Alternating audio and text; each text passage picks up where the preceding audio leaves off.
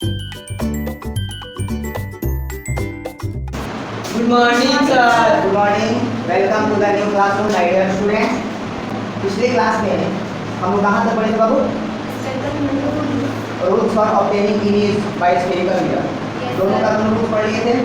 वो कॉन्केव और कॉन्वेक्स दोनों के रूल हम लोग डिस्कस कर चुके थे। तो आज हम लोग को डिस्कस करना है कि इमेज का फॉर्मेशन कैसे होगा और किस तरह से होगा।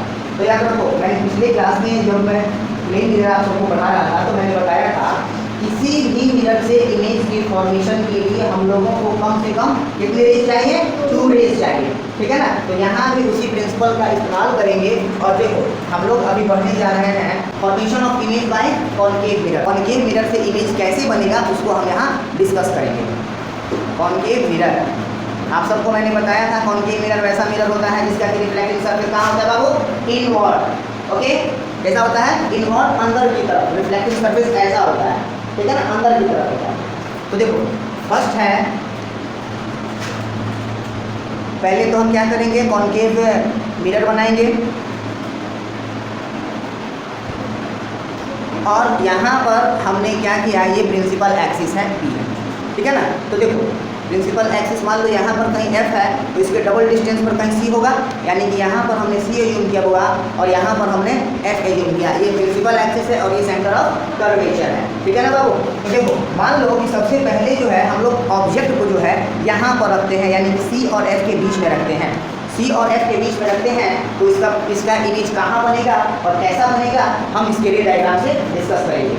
तो यहाँ पर मान लेते हैं कि ऑब्जेक्ट जो है F और P के बीच में है, यानी कि प्रिंसिपल फोकस और पोल के बीच में है। तो इसका इमेज कहाँ बनेगा और कैसा बनेगा इसको हम अभी डिस्कस करेंगे। और जिस मेथड का, यानी कि जो हम लोग ये जो डायग्राम बना रहे हैं बाबू, इसको हम लोग रे डायग्राम कहते हैं। क्या कहते हैं बेटा? रे, क्या बोलते हैं? रे डायग्राम बोलते हैं। तो देखो, इसकी इमेज के फॉर्मेशन के लिए हम क्या करेंगे, 2 रेज लेंगे। तो वो 2 कौन सा रे लेंगे? मान लो कि एक जो रे हमने लिया वो प्रिंसिपल एक्सिस के पैरेलल था। तो हमने बताया था रूल्स में, अगर कोई ray of light principal axis के पैरेलल होता है तो कॉन्केव मिरर यानी कि अवतल दर्पण से रिफ्लेक्शन यानी कि परावर्तन के बाद प्रिंसिपल फोकस से होकर के गुजरता है। तो देखो, ये कैसे जाएगा बाबू? ये ऐसे कुछ रे पास करेगा ना। और दूसरा जो रे हमको लेना है वो कौन सा रे लेना है? सेंटर ऑफ कर्वेचर से पास करता हुआ, यानी कि एक ऐसा ले लेंगे जो सेंटर ऑफ कर्वेचर से होता हुआ ऑब्जेक्ट को छूते हुए निकले। यानी कि देखो, यहाँ से कुछ ऐसा रे हमने लिया, ये इस तरह से कहीं गुजरेगा, ऐसे जाएगा ना। तो देखो, और जो सेंटर ऑफ कर्वेचर से लाइन जो पास होते हुए मिरर पर फॉल करता है तो रिफ्लेक्शन के बाद बाबू कहाँ जाता है? वो अपने ही रास्ते लौट आता है, ठीक है ना। यानी कि अगर ऐसे जा रहा है तो रिफ्लेक्शन के बाद कैसे आएगा बाबू? इस रास्ते लौट आएगा। तो देखो, हमने एक बात और आपको बताया था कि यहाँ पर रिफ्लेक्टेड रे एक दूसरे को मीट करती है या एक दूसरे को क्रॉस करती है, एक दूसरे को काटती है, उस जगह पर उसका इमेज बनता है। मैंने बताया था ना, जब हम लोग इमेज के बारे में पढ़ रहे थे, यानी रियल इमेज और वर्चुअल इमेज के बारे में पढ़ रहे थे, हमने ये भी आपको बताया था जब रिफ्लेक्टेड रे एक दूसरे को एक्चुअली मीट कर जाएगी तो उस जगह पर जो होगा बाबू वो कौन सा इमेज बनेगा बेटा? रियल इमेज बनेगा। Is it clear to all? Yes sir. Yes sir, no sir? Yes sir. Very good. और वहाँ जहाँ पर रिफ्लेक्टेड रे मिलती हुई मालूम पड़ेगी, जब उसको पीछे की तरफ बढ़ाएंगे तो उस जगह पर क्या होगा? उस जगह पर हमारा जो इमेज बनेगा वो वर्चुअल इमेज बनेगा। तो आप देखो, यहाँ पर ये लाइन कितना भी हम आगे बढ़ा दें, ये क्या एक दूसरे से कहीं भी मीट करेगी? नहीं। क्यों? क्योंकि ये थोड़ा सा देखो यहाँ पर डाइवर्जिंग नेचर की है, फैलते जा रही है, तो इनका इधर मिल पाना पॉसिबल नहीं है। और हम क्या देख रहे हैं कि इस पॉइंट पर जितना इधर की तरफ बढ़ रहे हैं, लाइंस के बीच का, रेस के बीच का डिस्टेंस कम होता चला जा रहा है। यानी कि इसको जब हम पीछे की तरफ बढ़ाएंगे डॉटेड लाइन से, तो हमने क्या देखा बेटा? हमने देखा कि यह जो रेज ऑफ लाइन है वो यहाँ पर एक दूसरे को क्रॉस कर गई ना। तो इस पोजीशन पर जो हमको मिलेगा वो कौन सा इमेज मिलेगा बाबू? वर्चुअल इमेज बनेगा, क्योंकि रिफ्लेक्टेड रे को पीछे बढ़ाने से हमको इस इमेज की प्राप्ति हुई है, यानी कि हमने इसको ऑब्टेन किया है। तो जो ऑब्जेक्ट यहाँ पर जो है पीछे बनाने से बना है, यानी कि वर्चुअल इमेज जो बना है, उसके लिए हम डॉटेड लाइन का भी इस्तेमाल करते हैं। तो इसको हम डॉटेड एरो से दिखाएंगे। और देखो, इसको हमने लिया O और O डैश, क्यों? क्योंकि ये ऑब्जेक्ट था, इसलिए ऑब्जेक्ट को हमने O से डिनोट किया, O डैश से डिनोट किया। ये हमारा इमेज है, इसको हमने लिखा I और I डैश। तो आप देखो, आप खुद बताओ ये इमेज कैसा है बेटा? तो ये इमेज वर्चुअल है पहला। दूसरा इसका नेचर क्या होगा, यह इमेज जो है वो कैसा है, इनलार्ज है, यानी कि ऑब्जेक्ट से बड़ा है। और इसका पोजीशन कहाँ है, इसका पोजीशन बिहाइंड द मिरर है। और एक बात जो मैं आप लोगों को बताने जा रहा हूँ उसको एकदम गांठ पा लेना, हमेशा अपने दिमाग में इसको नोट कर लेना कि जो इमेज मिरर के पीछे बनेगा, चाहे वो कोई भी मिरर हो, प्लेन हो, कॉन्केव हो या कॉन्वेक्स हो, वो हमेशा और हमेशा वर्चुअल होगा। बात समझे। पहला क्या, यह कहाँ बनेगा बउआ, तो ये बिहाइंड द मिरर बनेगा, बिहाइंड द मिरर। इसका दूसरा नेचर क्या होगा, यह जो होगा वर्चुअल होगा। तीसरा कैरेक्टरिस्टिक क्या होगा, यह इनलार्ज होगा। इनलार्ज कहने का मतलब लार्जर देन द ऑब्जेक्ट। और चौथा कैरेक्टरिस्टिक क्या होगा बेटा, यह इरेक्ट होगा। इरेक्ट मतलब सीधा, ठीक है ना। देखो यहाँ टॉप पोजीशन ऊपर, तो इसका भी टॉप पोजीशन ऊपर है, तो ये क्या होगा बाबू, इरेक्ट होगा, ठीक है। तो ये तो था जब हम ऑब्जेक्ट को फोकस और बोलेंगे बीच में रखते हैं तब। अब अगला कंडीशन है, अगर हम ऑब्जेक्ट को फोकस पर रखेंगे तो क्या होगा, तो चलो इसको देखते हैं। तो बाबू ये दूसरा कंडीशन है कि जब ऑब्जेक्ट कहाँ हो बेटा, जब ऑब्जेक्ट फोकस पर हो, यानी कि हमने इस बार ऑब्जेक्ट कहाँ रख दिया, इसके ऊपर रख दिया। यहाँ पर ऑब्जेक्ट है, फिर हम टू ले लेंगे। पहला हम ले लेंगे प्रिंसिपल एक्सिस के पैरेलल, जो कि यहाँ पर जाकर जाएगा। और इसका रिफ्लेक्शन कैसे होगा बेटा, इसका रिफ्लेक्शन फोकस से होकर होगा, यानी कि यह लाइन, यह जो रे है वो फोकस से होकर के गुजर जाएगी। उसके बाद कौन सा लेंगे, एक ऐसा रे लेंगे जो कहाँ जा रहा है, हमारा सेंटर ऑफ कर्वेचर से होते हुए, जो है सेंटर ऑफ कर्वेचर से होते हुए कहाँ पड़ रहा होगा, मिरर पर पड़ रहा है। तो ये रिफ्लेक्शन के बाद अपने ही रास्ते लौट आएगा ना। तो आप देखिए ये जो है ये लाइन एक दूसरे के पैरेलल है ना, पैरेलल है। और हम आपको एक बात और बताना चाहेंगे यहाँ पर, पैरेलल लाइंस के बारे में यह एजम्पशन है कि पैरेलल लाइंस इनफाइनाइट डिस्टेंस चलने के बाद एक दूसरे को मीट कर जाती है, यानी कि इन पैरेलल लाइंस इंफिनिटी पर मीट करती है। तो देखो ये पैरेलल है, तो ये कहाँ इंफिनिटी पर जाने के बाद मीट कर जाएगी। तो देखो ये जो लाइन है वो इस लाइन से, यानी कि जो हमने ये प्रिंसिपल एक्सिस लिया है, इससे इसका डिस्टेंस, इन दोनों का डिस्टेंस बढ़ते चला जाएगा ना। और ये दोनों लाइन कहाँ मिलेंगी बेटा, इन्फिनिटी पर, यानी कि इसका इमेज जो बनेगा वो कहाँ बनेगा बाबू, इन्फिनिटी पर। और सुनिए यहाँ पर देखिए रिफ्लेक्टेड रे एक्चुअली मीट कर रही है ना, तो यहाँ पर जो इमेज बनेगा, यानी कि इन्फिनिटी पर जो इमेज बनेगा वो कैसा होगा, रियल होगा। और देखो यह जो है, देखो ऑब्जेक्ट ऊपर की तरफ है, इमेज कैसे बनेगा, नीचे की तरफ, यानी कि इमेज कैसा होगा, इन्वर्टेड होगा। उसके बाद देखो ये ऑब्जेक्ट इतना छोटा है और ये जितना बढ़ेगा इसका डिस्टेंस बढ़ के चला जाएगा, यानी कि ये ऑब्जेक्ट कैसा होगा, इमेज कैसा होगा, हाईली इनलार्ज, ठीक है ना। और तो देखो इसका पहला कैरेक्टरिस्टिक हमने कहाँ देखा, तो इसका जो इमेज का जो पोजीशन होगा वो क्या होगा, at infinity, at infinity. Second कैसा होगा बाबू, रियल होगा। थर्ड नंबर क्या होगा, इन्वर्टेड। और फोर्थ कैरेक्टरिस्टिक क्या होगा, हाईली मैग्नीफाइड, हाईली मैग्नीफाइड। अब तीसरा कंडीशन पढ़ते हैं, जब ऑब्जेक्ट को हम सेंटर ऑफ कर्वेचर और फोकस के बीच में रखेंगे। अब हम ऑब्जेक्ट को सेंटर ऑफ कर्वेचर यानी कि वक्रता केंद्र और प्रिंसिपल फोकस यानी कि मुख्य फोकस के बीच में रख देते हैं। यानी कि चलो यहाँ पर कहीं हमने क्या किया बाबू, ऑब्जेक्ट को प्लेस कर दिया यहाँ पर, ठीक है।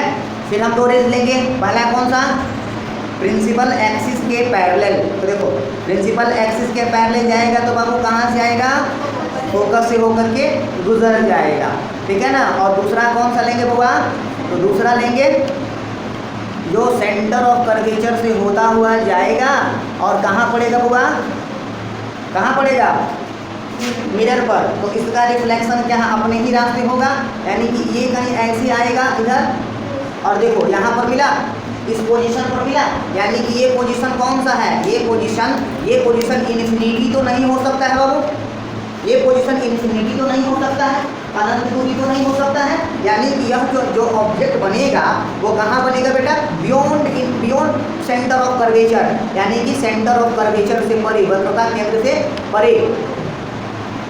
यानी कि हम इसको ऐसे भी कह सकते हैं, बिटवीन सी एंड इन्फिनिटी, यानी कि इन्फिनिटी यानी कि अनंत, अनंत और वक्रता केंद्र के बीच में कहीं बनेगा, ठीक है ना। और आपको दिख रहा होगा ये कैसा बनेगा बेटा, ये जो होगा इन्वर्टेड होगा, रियल होगा, ऑब्जेक्ट से बड़ा यानी कि मैग्नीफाइड होगा, है ना, और कैसा होगा इन्वर्टेड।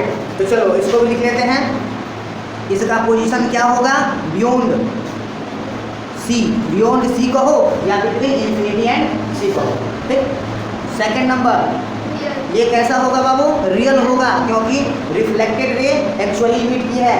और तीसरा नंबर क्या होगा, या इन्वर्टेड होगा यानी कि उल्टा होगा, ठीक है। चौथा यह कैसा होगा, मैग्नीफाइड होगा, ठीक है। देखो फोर्थ कंडीशन, ये एक कॉनकेव मिरर है और इस बार जो हम लोग ऑब्जेक्ट को प्लेस करने वाले हैं वो कहाँ करने वाले हैं बाबू, सेंटर ऑफ कर्वेचर पर। तो देखो यहाँ पर ये जो है प्रिंसिपल एक्सिस है जिसका कि पोल यहाँ पर कहीं है, प्लीज डॉट्स आउट। और देखो ये रहा हमारा क्या F और ये रहा C। ऑब्जेक्ट को जो हमने प्लेस किया वो कहाँ प्लेस किया हुआ, सेंटर ऑफ कर्वेचर पर। सेंटर ऑफ कर्वेचर पर हमने ऑब्जेक्ट को प्लेस किया। तो जैसा कि मैंने पहले बताया था, एक रे कौन सा लेंगे, फर्स्ट रे कौन सा लेंगे जो कि प्रिंसिपल एक्सिस के पैरेलल हो, और जो प्रिंसिपल एक्सिस के पैरेलल रे होगी बाबू वो कहाँ से रिफ्लेक्शन के बाद कहाँ से क्रॉस करेगी बेटा, तो वो फोकस से यानी कि इधर से करेगी, ऐसे। और जो एक दूसरा लाइन हम लेंगे वो कहाँ से पास करते हुए लेंगे बाबू, चलो यहाँ पर सेंटर ऑफ कर्वेचर से क्या हम ले पाएंगे, नहीं ना, क्योंकि ऑब्जेक्ट यहीं पर प्लेस है, इसलिए हम दूसरे नंबर एक दूसरी रूल का हम लोग इस्तेमाल करेंगे। हमने पढ़ा था ना कि जब कोई रे ऑफ लाइट फोकस से होकर पास करती है तो रिफ्लेक्शन मिरर से रिफ्लेक्शन के बाद प्रिंसिपल एक्सिस के पैरेलल हो जाती है, ये बात हमने पढ़ा था ना। तो देखो हमने क्या लिया, एक रे ऑफ लाइट लिया जो फोकस से पार किया और कहाँ से रिफ्लेक्शन के बाद क्या होगा बाबू, ये प्रिंसिपल एक्सिस के पैरेलल हो गया ना। ऐसा कुछ ऐसे आया और ऐसे गया प्रिंसिपल एक्सिस के पैरेलल। तो देखो इसका जो इमेज होगा वो कहाँ बनेगा होगा, उसका इमेज बनेगा सी पर ही यानी कि सेंटर ऑफ कर्वेचर पर ही बनेगा। और उसका नेचर क्या होगा, तो देखो जब हम लोग ऑब्जेक्ट को सेंटर ऑफ कर्वेचर पर प्लेस किए हैं तो उसका इमेज कहाँ बना है बाबू, सेंटर ऑफ कर्वेचर पर बना है। कैसा बना है, तो इन्वर्टेड बना है। कैसा बना है, तो रियल बना है, ठीक है ना। और कैसा बना है, तो ऑब्जेक्ट के साइज का ये इक्वल साइज का बना है, ठीक है ना। तो हम क्या क्या लिख सकते हैं, पहला नेचर हमने क्या देखा, पहला नेचर हमने देखा कैसा, रियल इमेज बना है। सेकंड इन्वर्टेड है। थर्ड नंबर एट सी है, एट सेंटर ऑफ कर्वेचर है। और फोर्थ नंबर क्या है बाबू, फोर्थ नंबर क्या है, same size as the object, ठीक है, ऑब्जेक्ट के सेम साइज का है, ठीक है। तो चलो इसके बाद हम लोग फिफ्थ केस को पढ़ते हैं, ठीक है। देखो अब ऑब्जेक्ट को अगर हम बियॉन्ड सी रखते हैं, यानी कि ऑब्जेक्ट कहाँ रखते हैं बाबू, बियॉन्ड सी कहो या सी और यानी कि सेंटर ऑफ कर्वेचर और इन्फिनिटी के बीच में रखो। तो देखो यानी कि हम क्या किए, ऑब्जेक्ट को यहाँ पर कहीं प्लेस किए, यहाँ पर हमने कहीं ऑब्जेक्ट को प्लेस किया। तो हम क्या करेंगे बाबू, पहला प्रिंसिपल एक्सिस के पैरेलल ले लिए, कहाँ से क्रॉस किया, फोकस से। दूसरा रे कहाँ से लिए, कैसे गया, अपने रास्ते लौट आया। दोनों रिफ्लेक्टेड रे का क्रॉसिंग कहाँ हुआ, इस पोजीशन पर। तो इमेज कैसा बनेगा बाबू, यहाँ पर बनेगा और उल्टा बनेगा। तो इसके क्या क्या कैरेक्टरिस्टिक होंगे, तो देखिए इमेज सबसे पहले कहाँ बना, तो between C and F, centre of curvature and S के बीच, एफ के बीच में बना। सेकंड है रियल बना। थर्ड है इन्वर्टेड बना। फोर्थ है स्मॉलर देन द ऑब्जेक्ट बना। स्मॉलर देन द ऑब्जेक्ट बना, ठीक है।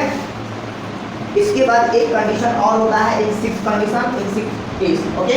चलो इसको भी हम लोग इसके बाद देख लेते हैं। ये clear to all? Yes sir. Yes sir, no sir? Yes sir. Very good. Clean करें इसको। Yes sir. चलो रोक दीजिए कैमरा। लास्ट कंडीशन है कि अगर ऑब्जेक्ट इन्फिनिटी पर हो, अगर ऑब्जेक्ट इन्फिनिटी पर हो तो उसका इमेज कहाँ बनेगा। आप याद करो जब हम लोगों ने सेकंड नंबर केस को डिस्कस किया था तो उसमें मैंने बताया था आप लोगों को कि जब लाइन दो पैरेलल लाइन जो होती है, टू पैरेलल लाइन जो होती है, वो इन्फिनिटी पर जाकर के एक दूसरे से मीट कर जाती है ना। तो इनफाइनाइट डिस्टेंस यानी कि इन्फिनिटी से आ रहे रेज ऑफ लाइट को हम पैरेलल रे ऑफ लाइट एज्यूम करते हैं, ठीक है ना। तो देखो एक रे ऑफ लाइट जो है ऐसे आया और पोल पर पड़ा, और हमने क्या पढ़ा है, जो रे ऑफ लाइट, अगर रे ऑफ लाइट पोल पर, मिरर के पोल पर फॉल करती है तो वो प्रिंसिपल एक्सिस से जितने एंगल के साथ फॉल करती है ना, उतने ही एंगल से क्या करती है, वो लौट जाती है। तो देखो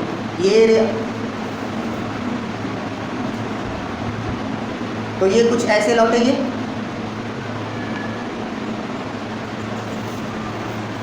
ये एक रे हमने लिया और इसी के पैरेलल हमने एक रे लिया, यानी कि हमने माना कि इन्फिनिटी से रेज आ रही है और मिरर पर फॉल कर रही है। तो यहाँ से देखो, ठीक है ना, ये दूसरी पैरेलल लाइन है, यानी कि हमने इस कंडीशन में क्या माना कि रेज ऑफ लाइट इन्फिनिटी से आ रही है। इन्फिनिटी से जो रे ऑफ लाइट आएगी क्या वो पैरेलल होगी, यानी कि पैरेलल रे ऑफ लाइट आई और मिरर से यहाँ से उसका रिफ्लेक्शन हुआ, या देखा गया है इसका जो रिफ्लेक्शन हुआ तो वो आकर के कहाँ पर, फोकस पर आकर के क्रॉस की, एक दूसरे से मीट की। यानी कि जब ऑब्जेक्ट हमारा इन्फिनिटी पर होगा तो उसका इमेज कहाँ बनेगा बाबू, फोकस पर। तो हमने इस कंडीशन में क्या देखा, हमने इस कंडीशन में देखा पहला जो कैरेक्टरिस्टिक आया वो कैसा है, इमेज कहाँ बना, तो at focus. Second characteristic real, third characteristic inverted, और फोर्थ कैरेक्टरिस्टिक क्या हुआ, डिमिनिश्ड, हाईली डिमिनिश्ड, ठीक है ना।